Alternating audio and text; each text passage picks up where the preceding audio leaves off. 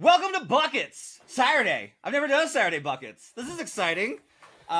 Two fools were kind enough to join me here for the Tommy John home studios for Saturday Buckets, so that you've got best bets for Sunday's Game 4s in the association. I got Brandon Kravitz from In the Zone, host 3 p.m. to 6 p.m. weekdays. He's also radio announcer for the Orlando Magic, who are currently battling and really, honestly, making the Celtics kind of bitches. Like, the Celtics are being a little bitchy about this series and the physicality.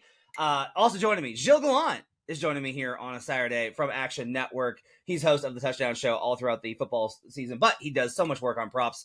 I have failed in previous seasons to get Gilles as involved as I wanted to be, and we were doing a better job of getting him on Buckets because he gives out great props, including he is currently 5-0 on the last two shows that he's been on. So victory lap for Gilles. Today's show, we will give you best bets for the Sunday slate. No big conversation today because it's a Saturday. People have things to do. But you want the picks, and we have the picks, and we will give you the picks. Everything we talk about, every pick we give out, it can be found in the award-winning Action Network app. It's the best way for you to track your picks. You get up-to-the-second information on where the bets and money are coming in on. If you get a pro subscription, you're going to see things like tomorrow, 92% of the tickets and 90% of the money are on the New York Knicks in Game 4. Ooh, boy. Early, but boy, that's a lot of money on one side. And you can track signals like that, plus our pro signals. You can get our systems plays through Bet Labs, all sorts of great stuff. Make sure to check it out in the Action Network app. All right, fellas, let's go around the horn. Let's give some best bets out for Saturday. No, not Saturday. Sunday, April 27th in the association. We'll give you the bets on the 4 games. I do want to run these down real quick because I like to do that up top. Knicks Pistons. Pistons are now a -2 favorite after being dogs in Game 1. Fascinating line movement for Game 4. Lakers Wolves. The Wolves are down to -3. This opened 4. It's down to -3 after I took Wolves -3 in Game 1. Spoiler alert. Not going to happen in Game 4. Celtics Magic is at 7. I believe that one closed with the Drew Holiday injury.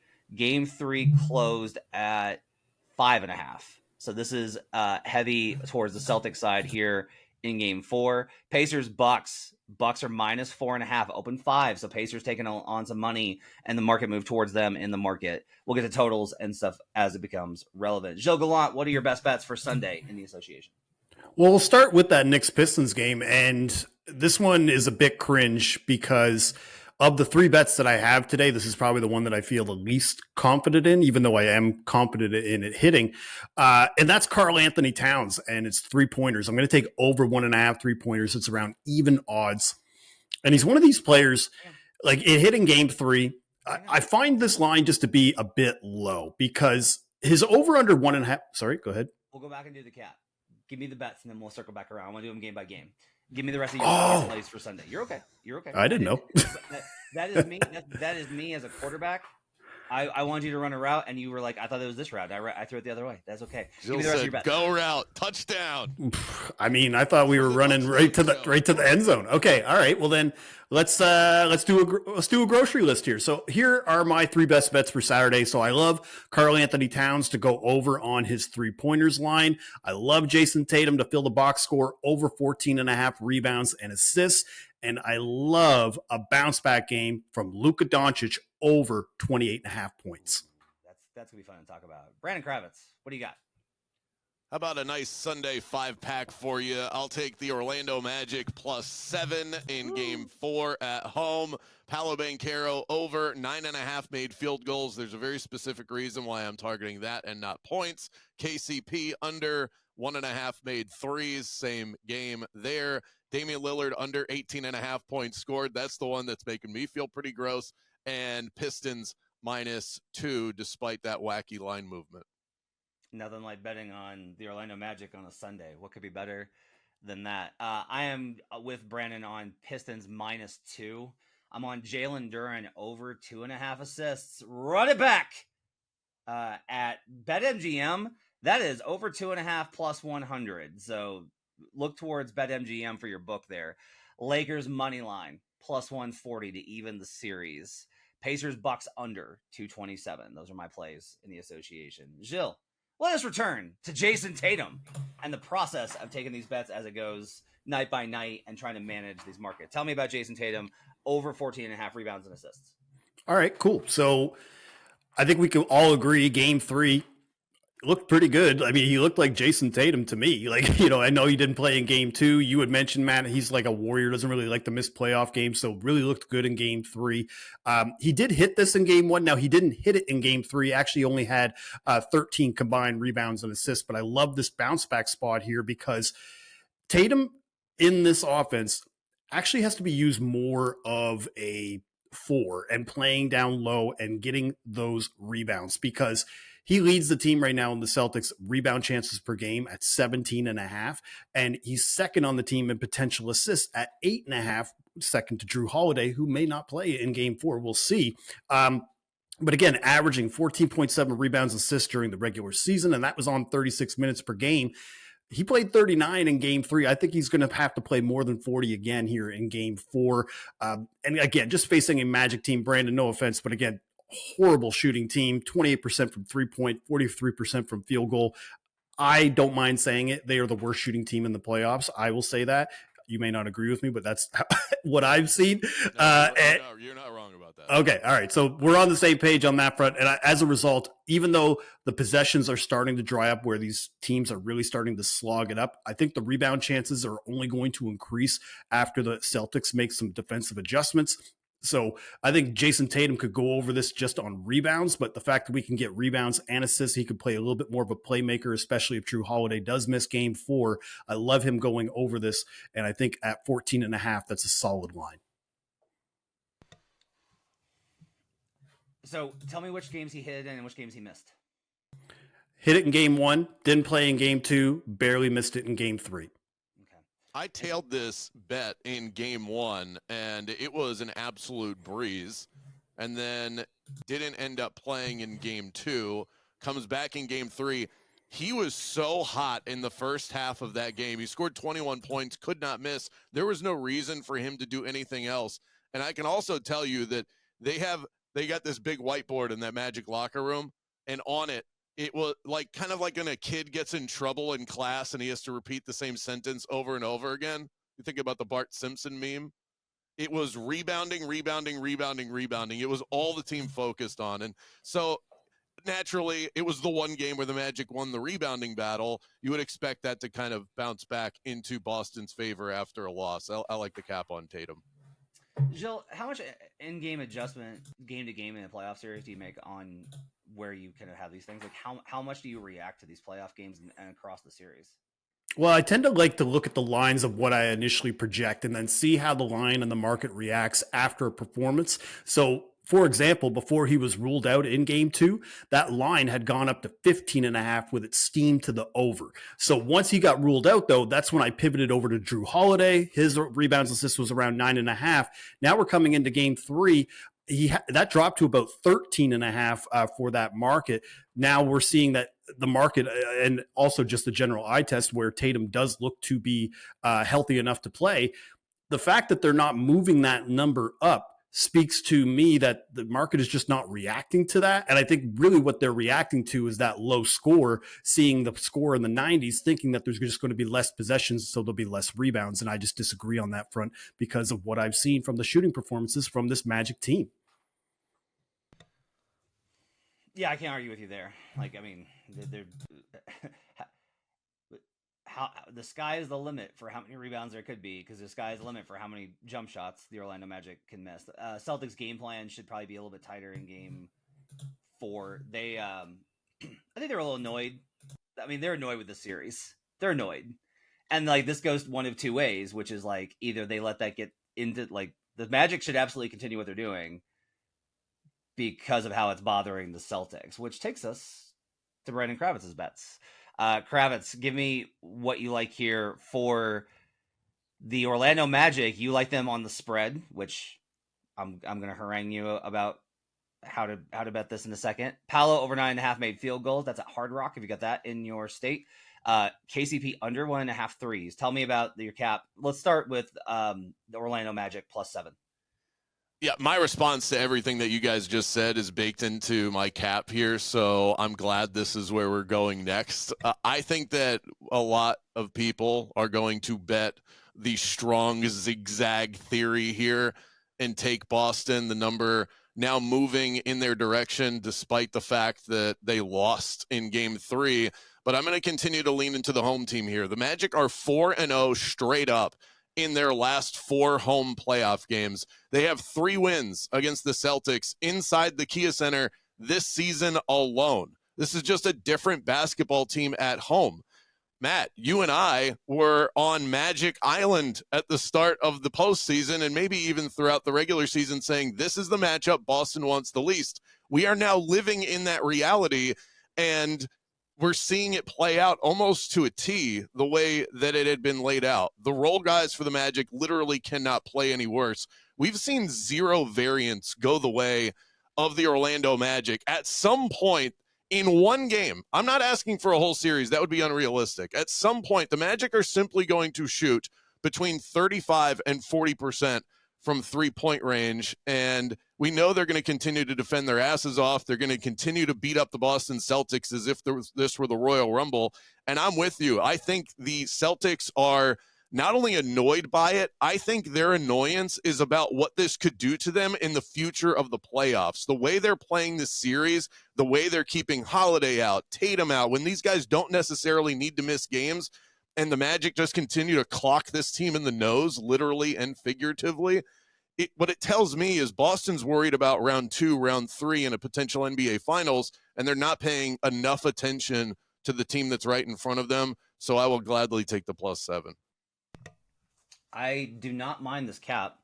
I'm on Magic +2.5 for the series, and the way I'm thinking of this is I'm already on this game.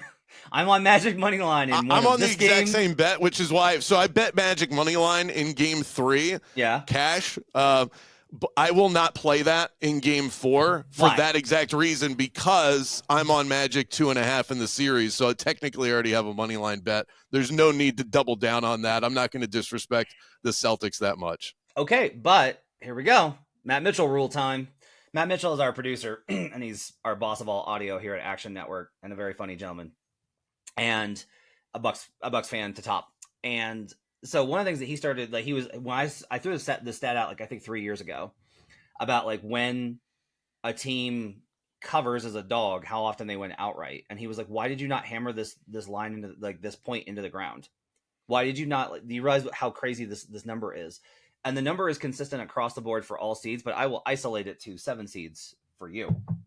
So let's imagine that the 8 seeds we see this, there's market extrapolation, and I think market exaggeration is a better word. Market exaggeration on 8 seeds, because it's like you're facing the 1 seed who everyone's like, oh, they're the 1 seed and they're so wonderful. And the 8 seeds, it's like you barely made it into the playoffs. You're dog shit. We don't believe in you. 7 seeds are kind of in that, but a little bit better. They actually have a little bit, I think, better market reputation than 8s, from a actually noticeable difference when I've looked at some of the numbers. Here we go. In Game 4s, as a 7 seed, you won the previous game. Okay, so you were at home, you won the previous game. The reason I like the previous game win here is because it shows proof of life. You have proved that you can beat this team. You are not just completely outmatched and you have no hope. If you cover, there's only been 5 instances of this since 2003. 5 total. It's 5-0 straight up. If they covered, they won outright. 5-0. The overall numbers for the playoffs are not, it is pretty simple to figure out here. 68% of the time in the playoffs, if you cover as a dog, you win outright. That number, if you're wondering, is different than NFL. Like NFL, because of the way that the markets are built and because of the key numbers and everything else, the advantage is much higher in taking the spread. But 68% straight up, when these teams cover, they win as dogs in the playoffs. And I just showed that even goes down to 7 seeds in this kind of a spot. You got to take the money line, Kravitz. You gotta. So the money line is +225. I'm back on the original point. I'm already technically on a +325 here. I know, but if you're gonna do that, then you shouldn't bet it, because if you're gonna take there's no value in +7 based off. But of here's my pushback on that. Yeah. the number one team in the NBA this season in clutch situations, which is a close game within 5 points, within 5 minutes left in regulation. The number one team in terms of win rate in the league is the Boston Celtics. It's not the net rating gods of the Oklahoma City Thunder. It's not the regular season Wizards, not the actual Wizards, but the Cleveland Cavaliers. Obviously wasn't the Wizards. It's the Boston Celtics, and the Magic already won a clutch situation game 2 days ago against this team. Are they really going to be within 5 in this game, under 5 minutes, and walk out with a win? That is asking a lot, and I'm already on it. So I think that for everybody that is listening to this, it's going, yeah, Brandon's making some great points. Let's be on the Magic. You should also listen to Matt here on the money line. I'm just simply not going to do it. I'm also going to be in the building for this. So this is part of it for me. Yeah. If I'm at a game, I know that if I get a feel for it, I'm going to live bet the game because I can beat the book to the number. And that's just sportsbook operation 101.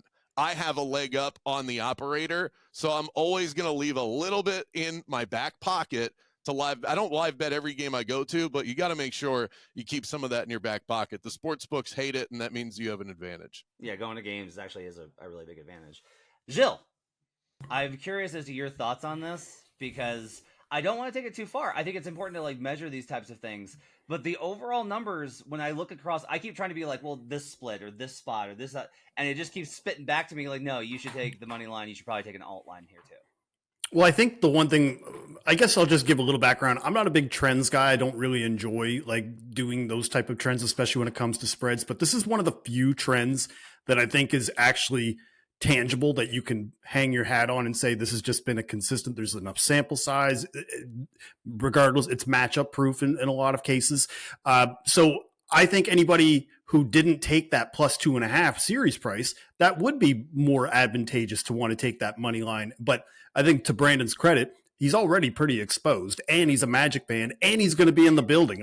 Don't force the guy to make him take a money line. So here's, I think is the key here is, I'm on Magic plus 2.5 too. Is one of our best bets we gave out in the series previous.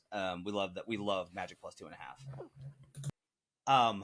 It's interesting because Kravitz is on Magic plus 2.5, and so he's betting the spread, but not the money line because it's implied. I'm on plus 2.5, so I'm staying the fuck away from this game. Where I'm just like, I'm like, I got the one. I don't want to mess with it. Like, there's that part of me that's like, do I want to hedge?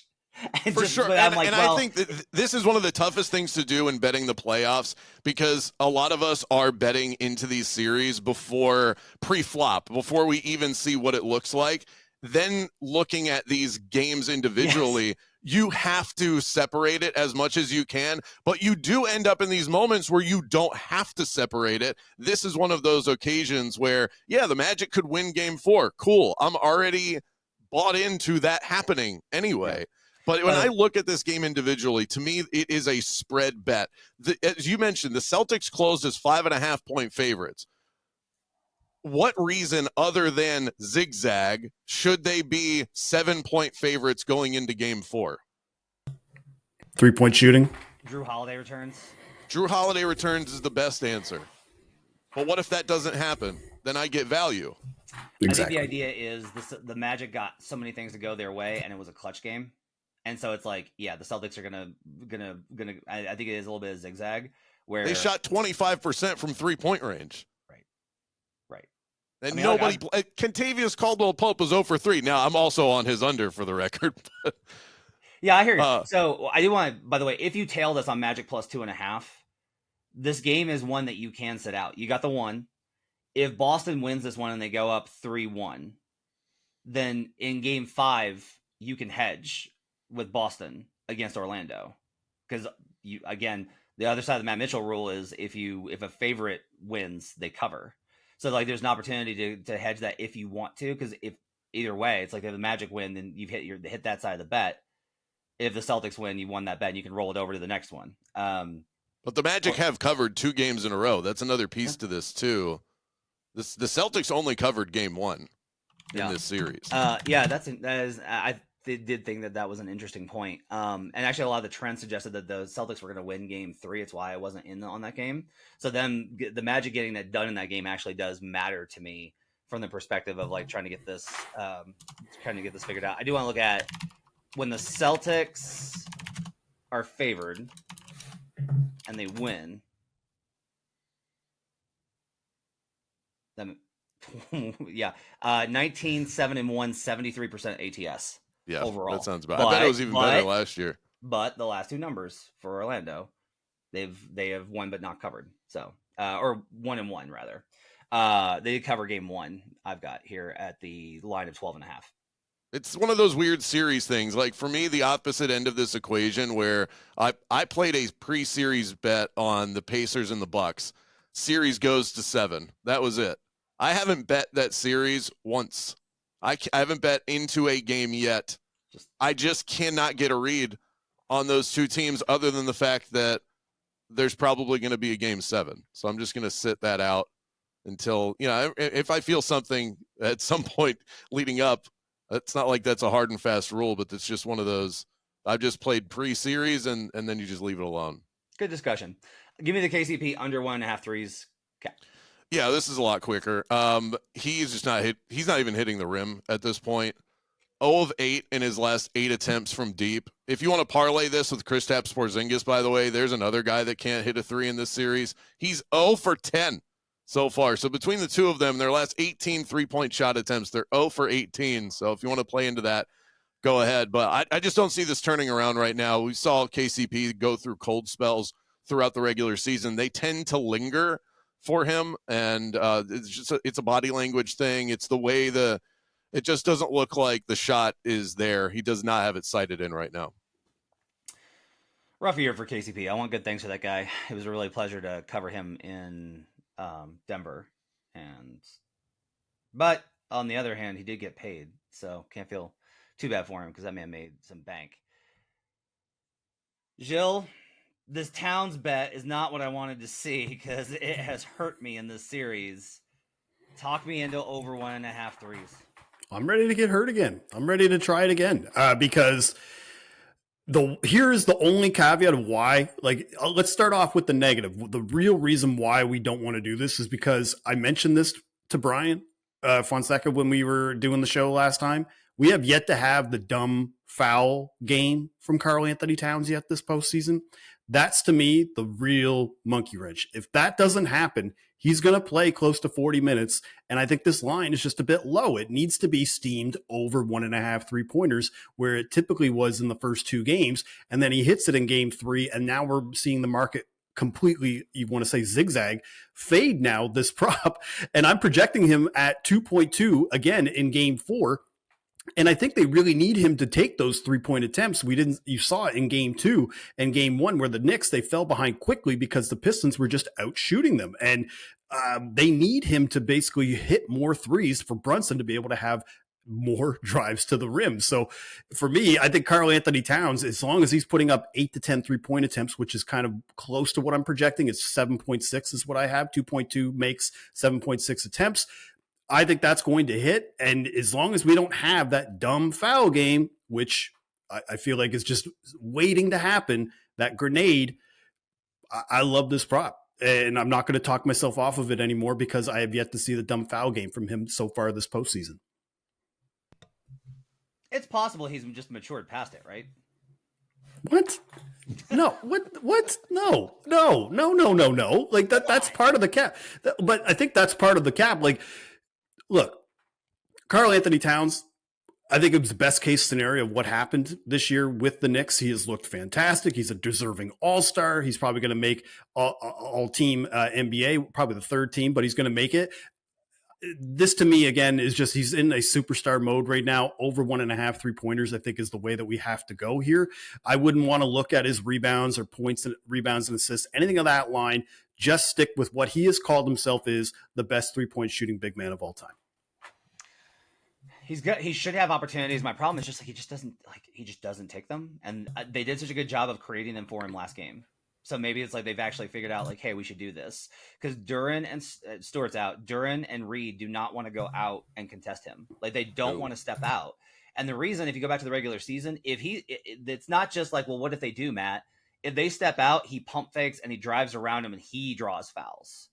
Like that happened routinely in the regular season when I went back and watched these matchups. It was like a big circle point for me was Towns is going to be able to do whatever he wants because those bigs simply can't match up with his ability to space from three, which is why in game 2, when they're not doing it, is infuriating. So like, I hope to God, I'm going to go ahead. I'm going to tell you, cause you're right. Like, there's good value on this. This should be a good bet. I am going to go ahead, and go with you on this. I'm going to take Jalen Duren over 2.5 assists again. This is hit in 2 of the 3. The one that it missed was he got the hook at 2 in a game in which he had 7. Friends reference. 7 potential assists in that game. So for me, this is not difficult to kind of track here as far as like what is on the table for him. The key here is the Pistons put OG on Cade to start the series. Cade adjusted by starting up further up court. The Knicks countered by putting 2 on ball. When you put 2 on ball, that pocket passes there. And Duren is a surprisingly, like my estimation of Duren has risen quite a bit because of this specific mechanism. If you are a short roll big who can catch the ball, make a read, and either dunk, if it's open, just dunk it, which is what he did a lot in game 3 as well. Just down the lane, dunk the ball. If not, kick it to shooters. And his ability to do that to me is significant in this series where they are going to you want to risk that. Like you just want to risk that. He's averaging in the series 5.7 potential assists. So 5.7, over-unders 3. Some of those can be dunks, which increases the expected field goal percentage of what those results should be. And this is also impacted by game 1, I think, where he had 3 potential assists. They've gone way higher the last 2 games. So I like Jalen Duren over 2.5 assists. I am on Pistons -2, but Brandon Kravitz is also on -2. So Kravitz, give me Pistons -2 and why you like them to even the series. They have to get it done on their home floor. This team is too good to get wiped in Detroit 2 times. They don't have a lot of answers for the Knicks starters, and obviously Karl Anthony Towns figured something out with those trail threes in that last game. But it's hard to mop a floor with a team in a series as the series goes deeper and deeper when you don't get any bench production, and the Knicks don't. I think they would be comfortable in a way, whether they like it or not, taking their foot off the gas. I mean, they have to. You can't go 100% with your starting 5 in every single game all season long, and then multiple games into the playoffs against the team that plays as hard as the Detroit Pistons. They go back to MSG. They can regain the advantage there. The Pistons are a more desperate team in this situation, and with these 2 teams as close together as they are, power ratings-wise, and given all of the mistakes the Pistons made in Game 3, this is an absolute get-right Pistons spot. Also, 4 wins over New York this season. They've won by 9, 5, 9, and 6, so the 2 doesn't scare me off. I want to check our pro report at the Action Network and in the Action Network app. On spread here, we are not on the popular side. We are not on the popular side. Knicks are getting 57% of the tickets, 55% of the money, but we are tracking sharp action. There's been multiple moves on Detroit on the spread. So the sharps are coming in on this. The public likes the Knicks to go ahead and go up 3-1. That makes sense with a lot of the recency bias stuff that factors in. Detroit's going to have to get, we talk about Orlando and their shooting. Tim Hardaway Jr. had a phenomenal game 3. So maybe like they've already gotten that game and they're not going to get it again. If Malik Beasley has a game, because the problem now is the Knicks are reaching that point where they're like, let's dare him a little bit. Like maybe we can, okay, if he's going to miss all these, he's a great shooter. Like still try and rush him a little bit with your closeout. But we don't need to there's a difference between guarding a shooter as I'm staying home and he's not going to be able to catch the ball or get space. And then there's guarding a shooter as, hey, if he catches it, I'm closing out as hard as possible. And they are definitely leaning towards that latter one where they are starting to go, you don't really seem like you're made for this. He's missed DHO pull-ups. He's missed spot and 3 corner threes. he can't get anything to fall. If Beasley has a good game there's honestly probably an opportunity here for a same game parlay of Beasley, whatever his over on threes is. I don't have it in front of me. That Beasley over 2.5 threes, whatever it is. I'm sure that's what it is. And It's 3.5 plus 145 for the over. Plus 145, that's even great, right? So we get good number on that of the Pistons money line, and that I think is actually a pretty good play. I actually might play the under with that as well, of this being a more slog it out, but the Pistons are able to hit a couple threes. I'm on the over 5.5 in the games in the series, so I'm on in the implied here. I did like the Knicks to win the series. They're going to win this series. I feel confident the Knicks are going to win this series. But I do not see Detroit going down. With the way that these games have gone, I don't think the gap is such that the Knicks are going to be able to luck out with going up 3-1. Like, it would be lucky with the way this series has played out, with how close these games were, the backcourt violation, all this stuff that's happened, for them to go up 3-1. So I'm going to go ahead and I'm going to be on with Brandon here at -2. Jill, you have any thoughts on that game? Just the Malik Beasley angle, I think, is a little more instrumental into the Detroit Pistons potentially winning than I think people realize, because he is the type of guy where 100% or close to, it's over 90% for sure of the shot volume that he takes comes from 3-point range. And if he's not hitting threes, then you have to rely more on those tertiary players like Dennis Schroeder, or Tim Hardaway has a big game. But again, that offense, Malik Beasley is kind of the one who's been stirring the drink, especially in the second half of the year with his 3-point shooting and keeping those teams honest. And now the Knicks are kind of daring him, and he needs to have like a 6 for 12 game for the Pistons to win in game 4. I'm not saying I don't like the over. I think my big thing with Malik Beasley is that you either have to play the over or you don't play it at all. This is one of those series for me that it goes back to that series psychology. I was on the Pistons to win the series at plus 325. I'm close to crumpling that ticket up. I really don't have any faith in it. I think that was a bad bet. But I can isolate this game and say, I think this is a Pistons spot, though, and I feel really confident that they're going to win this game and that they'll be able to cover the 2, while also saying I'm just sitting on a bad ticket with the Pistons to win the series. I mean, it's still there. It's not like it's completely dead. I haven't crumpled it up yet, but it's in my hand. This is not a great cap, but I do think feel for these things matters. Like, old school guys would definitely say that the feel for these things matters. This feels like a 2-2 series. The Knicks win 5-6. That's what this series feels like for sure. To me. The Pistons are just playing like a team that has. They look like a team that has not been there before, and a little bit like the Rockets in Game 1. They feel inexperienced, and it's hard to win a series against a team that has as much talent as the Knicks, as much experience as the Knicks, when you still look like you're a little bewildered by the moment. They don't have run breakers, and that's been a real problem. And that's a little bit on Bickerstaff, I think, for how he's managed the timeouts and the messages that have been in it. And it's a little bit on the execution. The other thing, I will continue to tell you this. If Jaden Ivey played in this series, the Pistons are up 2-1. Like, I feel very confident in that. The Pistons are up 2-1 in this series if Jaden Ivey. They miss him. Because of the amount that they need that second or third. If you were able to put Schroeder with how well he's played and Ivey on the court together, and I think they would run a 3-guard lineup. The Knicks would be like, okay, now you're tougher than us and you can score. That's a problem. So right now they're having to choose between the binary, and that's given them a lot of issues. Let's move on over to, let's do Lakers, because this is a fun one. Lakers. I'm on Lakers money line plus 140.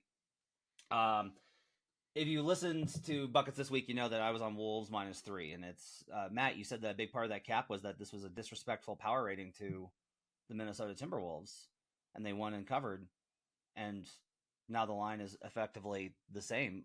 Why would this change? Well, because I said so. How about that? How about I said so? Is that a good enough cap there? This is at 3, open 4, so it's actually like Lakers are taking money. That's predictable. I think this series is a little bit of a mirage. Now, I have a lot of respect for the Timberwolves. This is not I'm doubting the Wolves. What I am doubting is the way that the narrative is played out in the series of, man, the Wolves are just better, which is what a lot of our Action Network colleagues took away pre-series, wanted Wolves, thought they were the better team. I don't blame you for thinking that, because I think the Wolves are really good. I don't think it's a bad cap. I don't. I think the way that this series has played out, game one, the Lakers were not ready for it. They were not into that game. They executed badly. It was an execution, not a game plan thing. Game two, execution, game plan were good. Game three, Luka Doncic was vomiting all over himself, and it was a road game for those role players, hype environment. I loved Wolves game three because you've got a team that's like, we can beat the Lakers. We got to show up for this game in game three, home crowd, momentum. But now is, I think, where the series starts to turn a little bit. I still like Lakers. I like Lakers to win the series. Are you going to bet it? No. So I don't like it that much. But I do like Lakers to even this series. I think the Wolves can win this series with their clutch play from Ant, with the way that they're able to generate better offense a lot of the time. The Lakers are leaning into a lot of their bad habits with a lot of the ISO and switch and matchup hunting. And if you're wondering, like, why is JJ Redick doing that? That's because that's what Luka Doncic wants. Just so we're clear, this is the impact of what happens when you add Luka Doncic. But it could also work. So I like the Lakers to even this series. I'll take them on the money line. Again, it's not going to be a full unit play for me. I'm not like, this is the one, because I think the Wolves might just be better. The power rating I do have on this is pretty close. So I'm taking Lakers plus 140 here. Gilles, what would really help me is if Luka Doncic, after throwing up all over himself, figuratively and literally in the last game, had a monster comeback in game 4, and you like the over 28.5 and an escalator on Luka. Yeah, and the one thing I would just say too before I talk about Luka is one of the big things about this series that was brought up was the Lakers' lack of size down the middle, like just having really no center to be able to play. And I just find through 3 games that's kind of just what's coming to fruition. Like even Jackson Hayes, I think he played 8 minutes in game 3. Like they have no center, so that's just it. I think the attrition after 3 games is just slowly starting to build up. But the one thing they do have is a superstar scorer in Luka Doncic who can swing games by himself and negate that lack of size up front. So I'm taking him for a big bounce back here at points. Right now, I'm seeing in the market 28.5, 29.5. I'm taking the over 28.5. That's at FanDuel, but I think this is still good to 30 points. I've seen it at 29.5 in some other spots. So let's just talk about Luka, because I don't really feel like I need to gush about Luka too much. I think we all know how good he is and that he can put up 30 points in a playoff game quite easily. But you had mentioned that just having those viral issues prior to game 3, because he did score 30 plus in game 1 and game 2. So, and 5 of the 6 playoff games last year against the Timberwolves, he scored 30 or more points. So historically, just a good playoff scorer. 62% of all of his career playoff games, he has scored 30 or more points. And then, of course, the bounce back narrative. So he has scored less than 20 points in 5 career playoff games. In the following game, he has scored 30 or more points in 4 of them. He averages 37.4 points per game. And in the one game where he did fall short, he scored 29. So I think we're splitting hairs, if we're going to talk about 5-0 or 4-1 on that trend. But again, Lakers, trailing 2-1. I just fully expect Luka Doncic to take 10 3-point shots, which is just going to get his point totals up. So Luka Doncic, pretty simple cap, over 28.5 points at minus 120. I like this. I think that they will be, if you're curious about how do you get a guy healthy in 48 hours? This is what they do. If it's a bug and it's not something he ate, which I don't know if they've listed that or not. Let's say it's a virus. What they do is, for when you're sick, they put you in. You wake up in the morning after taking meds. They put you in. They make you get on a treadmill. Which, imagine getting on a treadmill when you don't feel good. You get on a treadmill to work your body up. Then they put you in the sauna and they sweat you out. Then they put you to bed.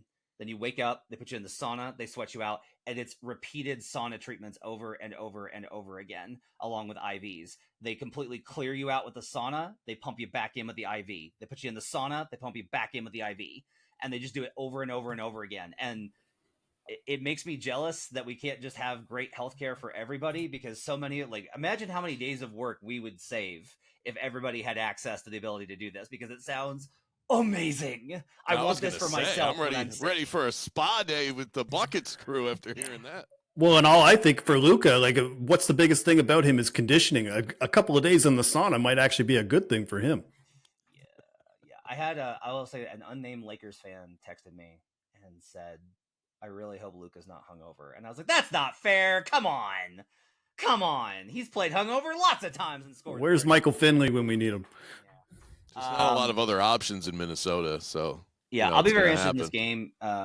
This is look, I have a lot riding on this game because if the Lakers go down 3-1, the series I do think is over. I don't think this team is built to come back from 3-1. And my Lakers futures, Lakers Celtics, like I've been betting that exacta so much. I get like it's going to be a sad day for me if the Wolves go up 3-1 here, but I would be happy for Minnesota because I want good things for that franchise. Okay, we are down to Pacers Bucks.